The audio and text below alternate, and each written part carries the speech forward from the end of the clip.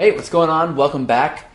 Today I'm going to talk to you about sort of a continuation of the video that I sent yesterday, and I'm going to teach you how to, once you've gotten a number, how to actually get a date with the girl and meet up with her, hook up with her, whatever. So I would say that the first mistake that guys make when sort of setting up a date and trying to get a date is sort of around the idea that they are using outdated concepts. They're using the idea of like dinner and a movie, all these different programming concepts that we have in our head. We think we need to go buy a girl dinner, we need to pick her up at her house, drop her off wherever she needs to be, we need to dress up, we need to buy expensive wine, whatever it is. We need to have really enticing and exciting and very stimulating conversation. And there's too much pressure on that. We think we need to have everything all planned out all night long. Now, there's two sides of this coin. If you fly by the seat of your pants fully and you don't have any kind of plan, it typically doesn't work. But if you plan everything out and you try to make it perfect step by step, that doesn't work either. I'll tell you the downfall of sort of both those sides. If you plan everything out, what you're doing whenever you do that is you're spending a lot of mental energy on setting up this date, setting up this hangout time with this girl.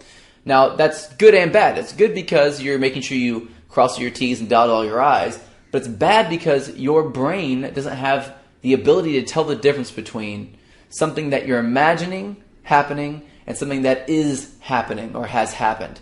So what you do, and this is, our brains are brilliant, but it's got a couple of little tweaks or things that are screwed up on it, and what ends up happening is that you start to plan out this date and you start to imagine how it's going to go, and then you feel like you've already spent this time with her.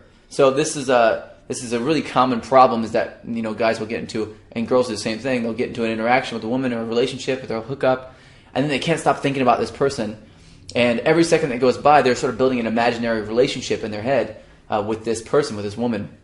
So the next time they see each other, the woman, let's say she's busy and she can't hang out, or she can't think about you in that time, but you have, you can't stop thinking about her. The next time you guys see each other, it's going to feel like you've been dating her for several days, but it's going to feel like she just met you a few days ago and she hasn't really thought about you much in between. So the problem is that you'll be on different levels, and when you see each other and that disconnect happens, most of the attraction disappears right there, and there's a lot of serious problems.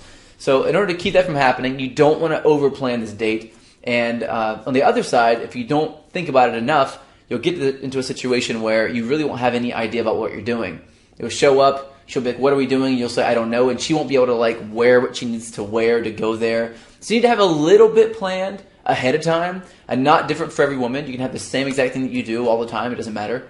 I used to have a certain selection of maybe 6 or 7 different places that I liked a lot, and I would just go to these different places with these different girls. Most of them were not restaurants. About only one of them was a restaurant, and I'd only choose that if it was not the first date. So I would say the second thing is that you want to erase the word date from your vocabulary. I mean, I know I just said it a bunch. I just needed you to know what I was talking about, but the truth is you need to get rid of that word. The word date has a connotation associated with it already. It means you're going to take her out and you're going to pay for her stuff, right? Okay, well, maybe you want to do that. I like doing that too, but don't do it unless you've already built rapport with her. If you haven't built a strong amount of rapport, or you're not dating her already, or you haven't slept with her already, I would not buy her dinner. The reason why is because it's a sneaky way to make her feel like she's obligated. There's a concept called the rule of reciprocity. And the rule of reciprocity means that once we give someone something, they feel compelled and obligated to give us something back, right? And what we're doing is we're trying to manipulate women whenever we buy them dinner. We just buy them dinner. Now the problem is that this would work actually, and it used to work, but women have caught on by now. They know that you're buying her, you're buying her dinner so that you hope she's going to sleep with you later. She knows that already. She knows that. She wasn't born yesterday. And so the problem is then you're sort of revealing that you're trying to manipulate her. And when you do that, it screws everything up. Even if you're not trying to manipulate her consciously, which you're probably not doing it consciously, she'll feel like you are, and it'll screw everything up automatically. So you do not want to do that. So instead of using the word date, I would erase it completely from your memory, from your vocabulary altogether, and I would use the phrase hangout. That's it.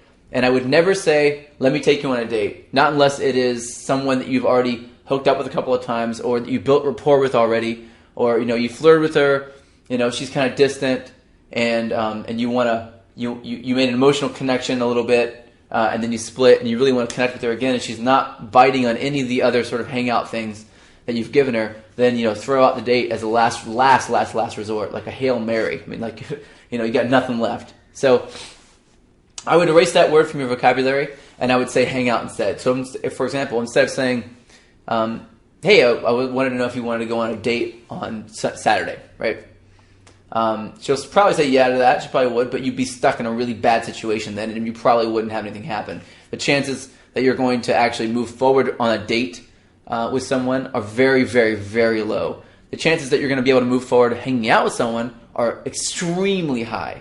So, where your success rate on going on dates may be around 15-20%. So 1 in every 5 girls that you go on a date with, you go further than that on the date. You go further than that. It's more around 60-70% if you hang out with them.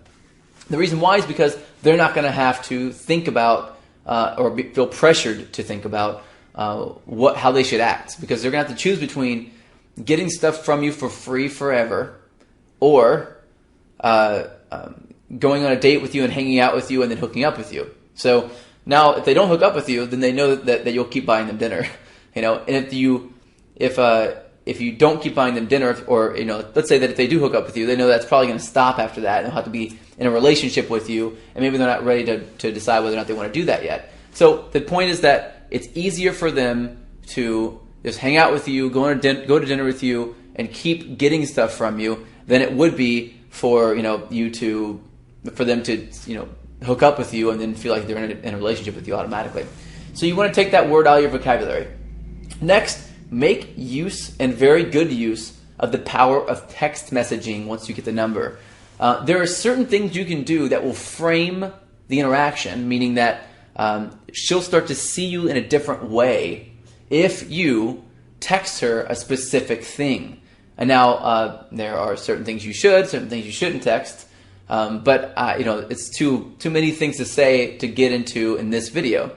So instead of getting into that now, what I'd like to do is I went ahead and added a PDF below, and it's just got some of the texts that I've used and that we've tested over time, my coaches use as well, to engage women and to frame the interaction so that you're starting it off on the right foot.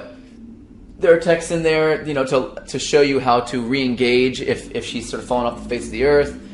Texts that you send first to make sure she doesn't flake. A bunch of different stuff in there. Just take it all out, digest it, just use it as a quick reference. It's not a very big PDF. Just take you 3 minutes to read over all of them, and just keep it somewhere in your computer. And anytime you need it, just click on it, open it up, look at it, reference it. Maybe even send it to yourself in an email so you can access it on your phone. And then take that and use it, respond back, and make your own new versions of these different texts. Now, the power of text messaging is such that you don't use any of, or majority of your language. So you're not using body language or vocal tonality during this process. And body language is 60% of communication. Vocal tonality is 20%. All you have is this final tiny 20% when you text message. That can work against you if you're trying to build rapport or things like that, but it can work in your favor if you're trying to build curiosity, which is what you want when you're text messaging. So you never want to text something really serious. You never want to text like, oh, hey, I miss you, or I had a great time, I can't stop thinking about you. Don't text that crap. I know it's very romantic sounding, but don't do it. It's going to ruin your chances in the beginning. You don't do that until later. When you've built a relationship and you've committed to each other in some way, shape, or form, whether it's a dating multiple women, or your polyamorous relationship, or a monogamous relationship, or even if you decided just to be friends, don't text stuff that's like really intimate like that.